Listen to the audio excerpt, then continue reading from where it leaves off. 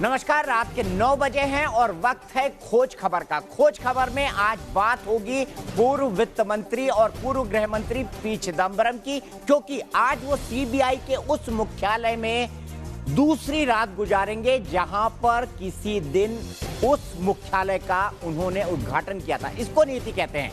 हम बात करेंगे इन तमाम खबरों की, साथ ही साथ खोज खबर में बात होगी राज ठाकरे पर क्यों कसा है ईडी का शिकंजा। 9:30 बजे हम आपको दिखाएंगे पूर्व वित्त मंत्री पी चिदंबरम और उनके परिवार पर कसते कानून की शिकंजे की। लेकिन पहले एक नजर देश और दुनिया की 50 अहम खबरों पर।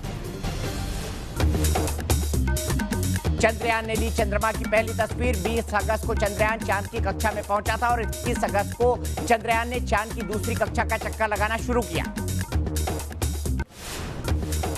दक्षिण अमेरिकी देश बोलीविया में जंगलों की आग एक बड़ी आपदा बनती जा रही है। तकरीबन 5 लाख हेक्टेयर जंगल आग की चपेट में है। ब्राजील के अमेजन रेन फॉरेस्ट में आग लगने की घटनाओं ने बढ़ाई सरकार की चिंता। खतरनाक स्तर पर पहुंचा प्रदूषण, आसपास के इलाकों से पलायन करने को मजबूर लोग। एस्ट्रो नाम का रोबोटिक डॉग पूरी दुनिया की सुर्खियों में बना हुआ है। वजह है इस रोबोट डॉग को बनाने के लिए इस्तेमाल की गई 3D प्रिंटिंग। ब्राजील में एक स्टंटमैन ने सबको हैरत में डाल दिया। विटोर मादरा ने साओ पाउलो की गगनचुंबी इमारतों के बीच तार पर चलने का स्टंट किया। कोलोराडो से सामने आया होश उड़ा देने वाला वीडियो। तेज आंधी से अचानक उड़ने लगे मैट्रेसेस। 3 दिन के मूवी शो के लिए लगाए गए थे मैट्रेस। उत्तराखंड के हल्द्वानी से सामने आई हैरान करने वाली तस्वीर। जान जोखिम में डालकर नदी पार करने को लोग मजबूर, हो सकता है बड़ा हादसा। मध्य प्रदेश के शाहजहांपुर में भारी बारिश से उफान पर चिलर नदी। सैलाब को पार करते वक्त वहां एक बाइक सवार गांव वालों की मदद से सुरक्षित बाहर निकाला गया। मध्य प्रदेश के कटनी में सैलाब का कहर। भारी बारिश से नदी नाले उफान पर, जान जोखिम में डालकर सैलाब को पार करने पर मजबूर लोग। पंजाब के फिरोजपुर में सतलुज नदी उफान पर। नदी का जलस्तर लगातार बढ़ रहा है। कई गांवों में फैला बाढ़ का पानी। फिरोजपुर में घरों में घुसा बाढ़ का पानी। कई गांवों का संपर्क मुख्य मार्ग से कटा। आर्मी और एनडीआरएफ की टीम रेस्क्यू ऑपरेशन में जुटी। पंजाब के जालंधर में बाढ़ से बिगड़े हालात। दर्जनों गांव बाढ़ की चपेट में। एनडीआरएफ की टीम बाढ़ में फंसे लोगों को बचाने में लगी है। यूपी के बलिया में गंगा नदी खतरे के निशान से ऊपर। गंगा से सटे इलाकों में बाढ़ का पानी घुसा। घरों में भी जलभराव। दिल्ली में धीरे धीरे कम हो रहा है यमुना का जलस्तर। 205 मीटर के डेंजर लेवल से नीचे आया पानी। हथिनीकुंड बैराज से पानी छोड़े जाने से उफान पर है यमुना। यूपी के औरैया में लगातार बारिश से लोगों की बड़ी मुसीबत। यमुना किनारे के गांव में दहशत का माहौल। घर और दुकानों की छत पर लोगों ने लिया सहारा। आगरा में भी सता रहा है बाढ़ का खतरा। यमुना का जलस्तर बढ़ने से 15 से 20 गांव हो सकते हैं प्रभावित। 18 अगस्त को 8,88,000 क्यूसेक पानी। दिल्ली के पंजाबी बाग इलाके में दबंगों का कहर। रोड रेज के चलते दुकानदार से मारपीट। करीब 15 लाख की लूटपाट का भी आरोप। कुछ दबंगों ने दुकान पर बोला हमला। दुकानदार के साथ जमकर की मारपीट। गाजियाबाद में दर्दनाक हादसा। सीवर की सफाई करने उतरे 5 मजदूर हुए बेहोश। अस्पताल में 5 मजदूरों की मौत। एमपी के उज्जैन में 2 गुटों में धारदार हथियार से हमला। एक दूसरे के बीच जमकर हुई चाकूबाजी। झड़प में 6 लोग हुए घायल। वारदात सीसीटीवी में कैद। अलीगढ़ में शख्स ने पानी की टंकी पर चढ़कर लगाई छलांग। पारिवारिक कलह के चलते आत्महत्या करने की कोशिश। गंभीर हालत में अलीगढ़ मेडिकल कॉलेज में भर्ती। मध्य प्रदेश के पन्ना में रिहायशी इलाके में तेंदुआ घुसने से हड़कंप। कई लोगों को किया घायल। वन विभाग कर रहा है रेस्क्यू की कोशिश। महाराष्ट्र के चंद्रपुर में रात के अंधेरे में रिहायशी इलाके में घूमता नजर आया भालू। कैमरे में कैद होने के बाद हरकत में आया वन विभाग। भालू को ट्रैंक्विलाइज करके काबू में किया गया। आईएनएक्स मीडिया केस में 26 अगस्त तक सीबीआई रिमांड पर भेजे गए पी चिदंबरम रोजाना आधे घंटे कर सकते हैं परिजन और वकील मुलाकात। इसके पहले कोर्ट में चिदंबरम के वकील कपिल सिब्बल ने सीबीआई पर लगाया आरोप। कहा जानबूझकर समय खराब कर रही है सीबीआई। चिदंबरम के खिलाफ कोई सबूत नहीं। चिदम्बरम पर सीबीआई ने दलील देते हुए कहा कि जांच में सहयोग नहीं कर रहे हैं पी चिदम्बरम और यह मनी लॉन्ड्रिंग का क्लासिक उदाहरण है। इधर कोर्ट में सफाई देते हुए पी चिदम्बरम ने कहा कि उनका विदेश में कोई खाता नहीं है, उनके बेटे का विदेश में खाता है और उनसे सीबीआई ने बेटे के खाते के बारे में सवाल किए हैं। चिदम्बरम के बचाव में वकील कपिल सिब्बल ने दलील देते हुए कहा कि सीबीआई ने महज एक बार पूछताछ की, पूछताछ जरूरी थी तो दोबारा बुलाना चाहिए था। चिदम्बरम के बचाव में उतरी कांग्रेस पार्टी प्रेस कॉन्फ्रेंस कर गिरफ्तारी को बताया लोकतंत्र की हत्या। बेटे कार्ति ने न्यूज नेशन से कहा पिता के खिलाफ सियासी साजिश। पिता की गिरफ्तारी के बाद बेटे कार्ति चिदम्बरम ने खोला केंद्र सरकार के खिलाफ मोर्चा। गिरफ्तारी को बताया सियासी साजिश। जंतर मंतर में किया विरोध प्रदर्शन। पी चिदम्बरम को लेकर न्यूज नेशन पर बहुत बड़ा खुलासा। कई और कंपनियों को चिदम्बरम ने पहुंचाया फायदा। चिदम्बरम की गिरफ्तारी के पीछे जांच एजेंसियों की दलील। शेल कंपनियों के जरिए पैसे हुए ट्रांसफर। पी चिदम्बरम की कंपनियों को फायदा पहुंचाने पर रिश्वत के तौर पर कार्ति को मिले 300 करोड़ रुपए। कार्ति की बेटी के नाम पर की गई थी एक शेल कंपनी की वसीयत। सीबीआई के पास है वसीयत की कॉपी। जिस कंपनी ने पैसे ट्रांसफर किए उनका पनामा पेपर घोटाले में भी आया था नाम। न्यूज नेशन के पास है जांच एजेंसियों की इन्वेस्टिगेटिंग रिपोर्ट। पीएम मोदी का 3 देशों का दौरा। 26 अगस्त को पेरिस में पीएम मोदी और ट्रंप की हो सकती है मुलाकात। G7 की बैठक में मिल सकते हैं दोनों नेता। इशारों में सोनिया गांधी का केंद्र सरकार पर हमला। कहा प्रचंड बहुमत के बाद भी राजीव ने संवैधानिक संस्थाओं का गलत इस्तेमाल नहीं किया। कोहिनूर बिल्डिंग केस में राज ठाकरे से ईडी की पूछताछ खत्म। करीब 8.5 घंटे हुई ईडी की पूछताछ। इलाहाबाद हाईकोर्ट से आजम खान को लगा झटका। कोर्ट ने 27 मामलों में केस रद्द करने की अपील पर सुनवाई से किया इनकार।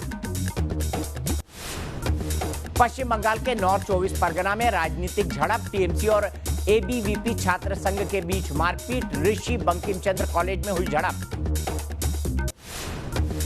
जम्मू कश्मीर में हालात पूरी तरह सामान्य। श्रीनगर में स्कूल खुले, सड़कों पर आवाजाही नॉर्मल। दक्षिण कश्मीर के त्राल में क्रिकेट खेलते दिखे बच्चे। लैंड स्केम मामले में सीबीआई की विशेष अदालत में पेश हुए पूर्व सीएम भूपेंद्र सिंह हुड्डा। पंचकुला की कोर्ट में हुई पेशी। आरजेडी नेता और पूर्व उप मुख्यमंत्री तेजस्वी यादव पटना पहुंचते ही सड़क पर उतरे। पटना में दूध बाजार तोड़े जाने के विरोध में तेजस्वी यादव धरने पर बैठे। कहा गरीबों के लिए आंदोलन करते रहेंगे। मंदी से जूझ रहे ऑटो सेक्टर के लिए थोड़ी राहत। रजिस्ट्रेशन फीस में बढ़ोतरी का फैसला फिलहाल टला। सेबी ने फॉरेन पोर्टफोलियो इन्वेस्टर्स को दी बड़ी राहत। कामकाज के नियमों को बनाया गया आसान। न्यूजीलैंड की संसद में एक सांसद ने पेश की मिसाल। पैटर्निटी लीव के बाद संसद में अपने बच्चे को लेकर आए सांसद की कार्रवाई में हिस्सा लेने के साथ साथ बच्चे को भी संभालते नजर आए। चीन के साथ तनातनी को लेकर अमेरिकी राष्ट्रपति डोनाल्ड ट्रंप का बयान। ट्रंप ने माना चीन के साथ आक्रामक व्यापार नीति से अमेरिका को होगा नुकसान। नच बलिए 9 के सेट पर बाहुबली फेम प्रभास और रवीना टंडन का डांस आया सामने। दोनों मोहरा फिल्म के सुपरहिट गाने पर डांस करते नजर आए। नोरा फतेही और विकी कौशल के रोमांटिक सॉन्ग्स का टीजर रिलीज हुआ। यह सॉन्ग बॉलीवुड के मशहूर सिंगर अरिजीत सिंह की आवाज में है। लंबे अरसे बाद फैंस के सामने आई गौहर खान। फैंस को दिखाया नया डांस स्टाइल। 2 घंटे तक किया डांस रिहर्सल। जैकलिन फर्नांडिस के पोल डांस का सामने आया जबरदस्त वीडियो। सोशल मीडिया में तेजी से हो रहा है वायरल। अपनी फिटनेस के लिए जमकर पसीना बहा रही हैं आलिया भट्ट। बैक फ्लिप का एक वीडियो शेयर किया।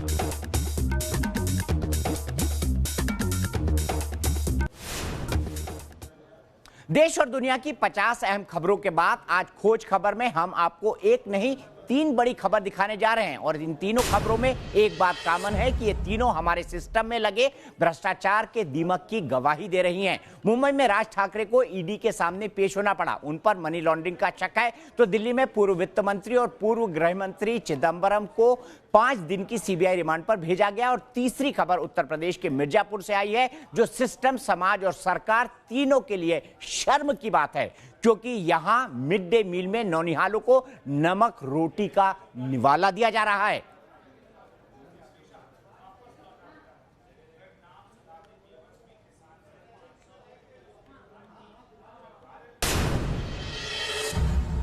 तो सबसे पहले देखते हैं उस मिड डे मील का हाल जिसके नाम पर करोड़ों रुपए खर्च किए जाते हैं। केंद्र सरकार और राज्य सरकारें जोर शोर से मासूमों के लिए शुरू की गई स्कीम का ढिंडोरा पीटती हैं, लेकिन हकीकत यह है कि यह स्कीम भ्रष्टाचार की भेंट चढ़ रही है। उत्तर प्रदेश के मिर्जापुर के एक स्कूल में मिड डे मील के नाम पर कैसे बच्चों को नमक रोटी परोस दी गई, आप भी देखिए।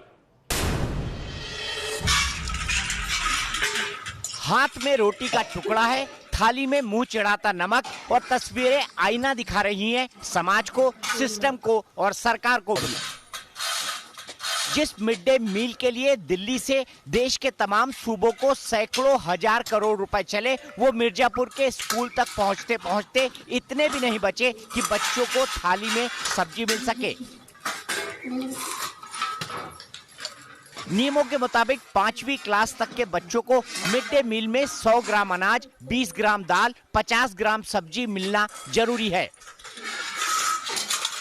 लेकिन यहां थाली में बस नमक है और इसीलिए बवाल तेज है और अधिकारी जांच का मुलम्मा चढ़ाकर विवाद को ठंडा कर देना चाहते हैं। सरकार बच्चों के पोषण का पूरा ध्यान दे रही है और सरकार ने पैसा भी उपलब्ध कराया है, लेकिन लापरवाही जो टीचर के स्तर पर और जो सुपरवाइजरी अफसरों के स्तर पर हुई है, उसमें टीचर को हम लोगों ने निलंबित कर दिया है और एनपीआरसी और खंड शिक्षा अधिकारी का स्पष्टीकरण बीएसए द्वारा कॉल किया गया है। तो यहां पर कई गंभीर सवाल उठते हैं। सवाल यह है कि क्या ये सिर्फ टीचर की गलती है? क्या मिड डे मील के तहत जारी किया जा रहा पैसा भ्रष्टाचार की भेंट चढ़ रहा है, या फिर यह रकम इतनी नहीं कि हर बच्चे को सही तरीके से भोजन दिया जा सके? मिड डे मील के लिए केंद्र सरकार का कुल बजट है 11,000 करोड़ रुपया। 11,000 करोड़ रुपया, फिर से दोहरा रहा हूं। और इस रकम के जरिए सरकार स्कूलों को अनाज मुहैया कराती है। इसके अलावा सरकार प्राइमरी स्कूल को हर बच्चे के लिए 4 रुपए 35 पैसे देती है, जो दाल, सब्जी, नमक के अलावा कुकिंग की लागत के लिए होता है। यह रकम मिडिल स्कूल के लिए 6 रुपए 51 पैसे हो जाता है। तो सवाल यह है कि क्या महज 4 रुपए या 6 रुपए में बच्चों को दाल, रोटी, सब्जी, नमक मुहैया कराया जा सकता है? इस सवाल पर आप भी गंभीरता से सोचिए। और अब बात दूसरी एक बड़ी खबर की, जो राजनेताओं के भ्रष्टाचार से जुड़ी है। कई नेताओं पर आरोप लग रहे हैं और उनमें से ही एक नाम है एमएनएस के प्रमुख राज ठाकरे का। महाराष्ट्र नवनिर्माण सेना प्रमुख राज ठाकरे से आज मुंबई के ईडी दफ्तर में पूछताछ की गई। ILN-NFS मामले में करीब 9 घंटे तक राज ठाकरे से इंक्वायरी हुई। राज ठाकरे अपने बच्चों के साथ ईडी दफ्तर पहुंचे। वो सुबह 11:15 बजे इन्वेस्टिगेशन ऑफिसर के सामने पहुंचे और उनसे पूछताछ शुरू हुई। पुलिस ने हंगामे से बचने के लिए कड़ी तैयारियां कर रखी थी। पुलिस ने ईडी ऑफिस के पास वाले सभी रास्ते खाली करा दिए थे। गाड़ियों की आवाजाही भी बंद कर दी थी। इस दौरान मुंबई में कई जगहों पर धारा 144 भी लगा दी गई।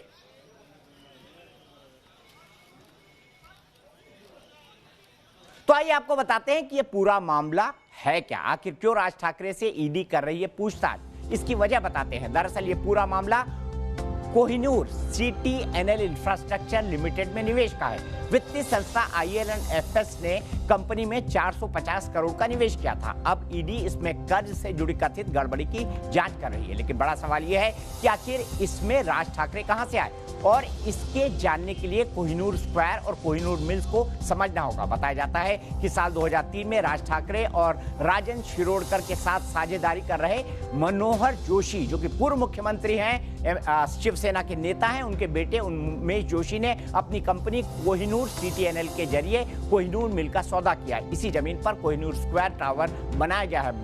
बड़ा टावर है, आपको दिखाएंगे उसकी भी तस्वीर। दावा किया गया है कि यह पूरा सौदा करीब 421 करोड़ रुपए में किया गया। 5 साल बाद 2008 में राज ठाकरे अपना हिस्सा बेचकर अलग हो गए। बताया जाता है कि ILN-FS कंपनी ने उस वक्त कोहिनूर CTNL में तकरीबन 225 करोड़ रुपए का निवेश किया। दावा है कि राज ठाकरे ने कोहिनूर CTNL में अपना शेयर महज 90 करोड़ में बेच दिया और समूह से अलग होकर आगे चलकर कंपनी ने अपनी तमाम संपत्ति बेचकर 500 करोड़ रुपए जुटाकर कर्ज चुकाने का एक एग्रीमेंट साइन किया। लेकिन पहले से ही कर्ज बकाया होने के बावजूद IL&FS कंपनी ने कोहिनूर CTNL को दोबारा 135 करोड़ की फंडिंग की। आरोप है कि कोहिनूर CTNL ने अपना लोन चुकाया ही नहीं। बताया जाता है कि IL&FS ने प्राइवेट कंपनियों को 91,000 रुपए करोड़ का लोन दिया था। एक नॉन बैंकिंग फाइनेंस कंपनी है और इस वक्त इस कंपनी पर गहरा संकट है, इसीलिए सरकार इसके रिवाइवल पैकेज के लिए सामने आई है। मामला क्या है हमने आपको समझाया। IL&FS एक नॉन बैंकिंग फाइनेंस कंपनी है। ये इंफ्रास्ट्रक्चर को बढ़ाने के लिए देश में कई कंपनियों को इसमें लोन दिया है और इसमें जो बड़े इन्वेस्टर हैं वो देश के बैंक्स हैं, कुछ विदेश की भी कंपनियां हैं। LIC भी एक बड़ी इन्वेस्टर है और हालत यहां तक हो गई कि 91,000 रुपए करोड़ का बोझ हो गया इस कंपनी में। और ऐसा ही एक मामला जो कोहिनूर जो कंपनी है, कोहिनूर जो टावर है जो खड़ा किया गया, जिस कोहिनूर मिल्स को लेकर खरीदा गया, उसी की बात हम शैलेंद्र से करेंगे। हमारे सहयोगी यहां पर जुड़े हुए हैं। शैलेंद्र, सबसे पहले यह जानना चाहूंगा कि कितने करोड़ रुपए का यह घोटाला है और राज ठाकरे से आज क्या क्या सवाल पूछे गए, संक्षेप में बताइए।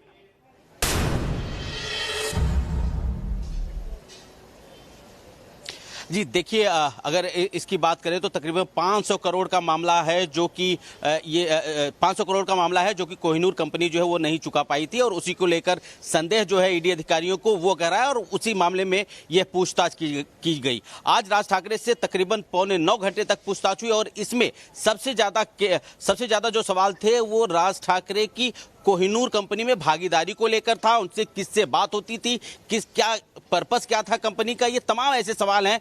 कुल 34 सवालों का फहरिस्त जो है वो ईडी ने तैयार किया था और वो तमाम सवाल जो हैं वो राज ठाकरे से पूछे गए। कुछ सवालों के जवाब राज ठाकरे ने दिए तो कुछ सवालों के जवाब यह कहकर टाल दिया क्योंकि समय है जो काफी लंबा है, काफी साल बीत गए तो लिहाजा उन्हें चीजें याद नहीं आ रही बराबर। और बहुत सारी सवाल जो थे वो आंकड़ेवारी, जो आंकड़े थे, स्टैटिस्टिक थे, वो भी उनसे पूछे गए और उसमें कहीं ना कहीं राज ठाकरे जो है वो थोड़ा सा विचलित नजर आए क्योंकि स्टैटिस्टिक की बात थी जो उन्हें याद नहीं था। लेकिन इसके अलावा जो भी सवाल थे बाकायदा राज ठाकरे ने उसके जवाब दिए हैं। जी चलिए बताएंगे, कल तफसील से भी बात करेंगे कोहिनूर मामले पर, क्योंकि आज एक और बड़ा मामला है पी चिदंबरम का, वो भी भ्रष्टाचार से जुड़ा हुआ है। कैसे चिदंबरम परिवार फंसा हुआ है, 9:28 पर इसकी बात करेंगे। लेकिन अभी हम आपको ये बता दें कि आज राज ठाकरे ने बड़ा राजनीतिक ड्रामा किया अपने परिवार के साथ। वो ईडी दफ्तर पहुंचे अपने बेटी, बेटे और पत्नी के साथ। कोहिनूर इमारत मामले में पूछताछ के लिए आज जब एमएनएस नेता राज ठाकरे ईडी के दफ्तर पहुंचे तो मुंबई का एक बड़ा हिस्सा थम गया। प्रशासन ने एहतियात बरतते हुए ईडी की ओर जाने वाले सभी रास्तों को सील करा दिया और गाड़ियों की आवाजाही पर रोक लगा दी। राज ठाकरे के घर से ईडी के दफ्तर तक सुरक्षा इंतजाम सख्त कर दिए गए। इसके साथ ही कुछ जगहों पर धारा 144 भी लागू कर दी गई। थम गई मुंबई, ठिठक गया शहर, हिरासत में लिए गए एमएनएस कार्यकर्ता। ईडी के सामने राज ठाकरे की पेशी से पहले आज मुंबई के हालात कुछ इसी तरह के रहे। हिंसा की आशंका को देखते हुए मुंबई के कई हिस्सों में धारा 144 लगाई गई। एमएनएस नेता राज ठाकरे के कृष्णा कुंज, शिवाजी पार्क से लेकर इन्फोर्समेंट डायरेक्टरेट तक के रास्ते पर गाड़ियों की आवाजाही पर पूरी तरह से रोक लगा दी गई। पूरे दिन मुंबई के चप्पे चप्पे पर पुलिस के जवान तैनात रहे। किसी भी गड़बड़ी पर नजर रखने के लिए दिन भर हर गतिविधि पर टिकी रही जवानों की निगाहें, ताकि राज ठाकरे से इन्फोर्समेंट डायरेक्टरेट की पूछताछ के दौरान एमएनएस कार्यकर्ता सड़क पर उतरकर विरोध प्रदर्शन न कर सकें। हालांकि राज ठाकरे ने पहले अपने कार्यकर्ताओं से शांत रहने और प्रदर्शन नहीं करने की अपील की थी। इसके बावजूद प्रशासन ने अपनी ओर से एहतियात बरतते हुए मुंबई में सुरक्षा के कड़े इंतजाम किए थे। ईडी के दफ्तर पर भी सुरक्षा का सख्त इंतजाम किया गया था। पुलिस ने एहतियातन इन्फोर्समेंट डायरेक्टरेट के दफ्तर पहुंचे एमएनएस के करीब 200 कार्यकर्ताओं को हिरासत में भी ले लिया। राज ठाकरे सुबह करीब 11:15 बजे अपनी बेटी और बेटे के साथ इन्फोर्समेंट डायरेक्टरेट के दफ्तर पहुंचे, लेकिन उन्हें दफ्तर के बाहर ही छोड़कर पूछताछ में शामिल होने के लिए अकेले ही अंदर चले गए।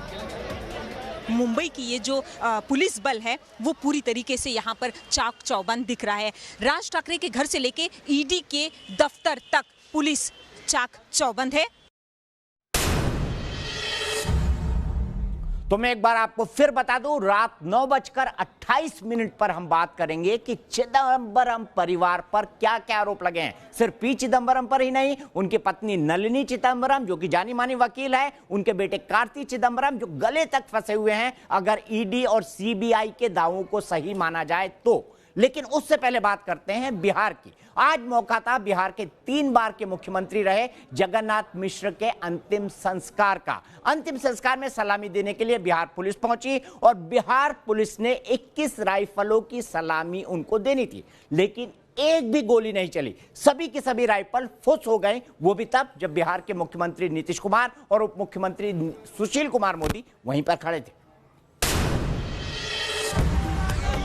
मुख्यमंत्री साहब कुर्सी पर बैठे हैं, पुलिसकर्मी हाथों में राइफल लिए सलामी को तैयार हैं, ट्रिगर पर उंगली है, लेकिन गोली चली ही नहीं।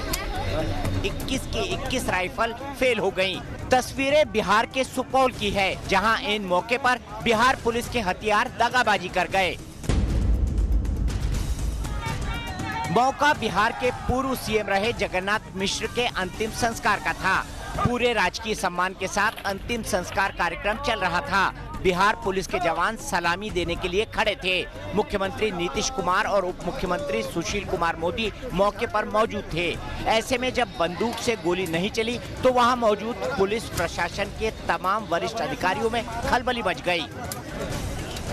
पुलिस की किरकिरी होते देख अधिकारी जवानों के पास पहुंचे, राइफलों को चेक किया, दोबारा फायर की कोशिश की गई, लेकिन बंदूकें ऐसी रूठी मानो महबूबा हो गई हो, मानने को तैयार ही नहीं थी। अब आरजेडी इसे अपमान बताकर मामले की जांच की मांग कर रही है। ये हमको लगता है नकली गोली आ गया, असली गोली कहाँ चला गया पता नहीं, और इस ढंग से नकली गोली दे करके ये अपमान करना हुआ, इससे अपमानित करने का काम किया है और इसकी जांच होनी चाहिए और इसमें जो भी दोषी हो उसको दंडित करना चाहिए। पुलिस के अधिकारी भी मामले की जांच और दोषियों पर एक्शन का भरोसा दे रहे हैं। अब जांच हो या फिर कड़ी कार्रवाई, लेकिन इस घटना ने बिहार पुलिस की पोल खोलकर रख दी है।